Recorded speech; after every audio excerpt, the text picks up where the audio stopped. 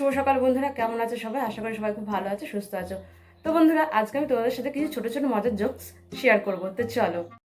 শিক্ষক ছাত্রদের পরীক্ষায় 4 পাতার একটি প্রবন্ধ লিখতে দিয়েছেন। বিষয় হলো অলসতা কি।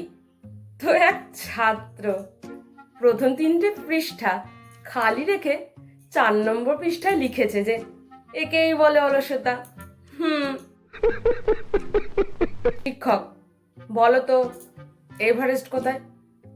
ছাত্র, না স্যার, আমি জানি না। শিক্ষক, এটাও জানো না এভারেস্ট কোথায়? শোনো, এই বেঞ্চের ওপর দাঁড়াও আর কান ধরে দাঁড়িয়ে থাকো। ছাত্র, কেন স্যার, এই বেঞ্চের ওপর দাঁড়ালে কি এভারেস্ট দেখা যাবে?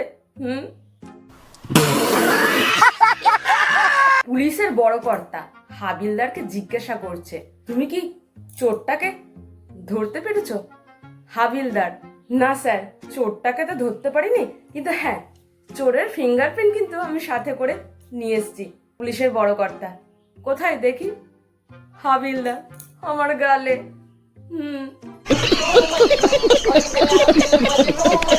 প্রথম ব্যক্তি, ভাই এই রাস্তাটা কোথায় গেছে?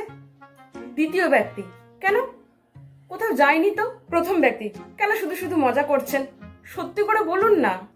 দ্বিতীয় ব্যক্তি, আরে মজা কেন করব, আমি তো 20 বছর ধরে দেখছি রাস্তাটা তো এখানেই আছে।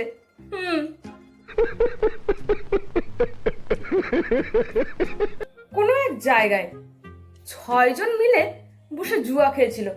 তো হঠাৎ করে সেখানে পুলিশ এসে সেই 6 জন জুয়ারিকে ধরে ফেললো।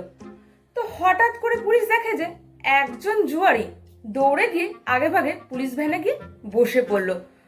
তো পুলিশ তাকে জিজ্ঞাসা করলো, কি রে, তুই আগে ভাগে গিয়ে ভ্যানে বসে পড়লি কেন, ব্যাপারটা কি?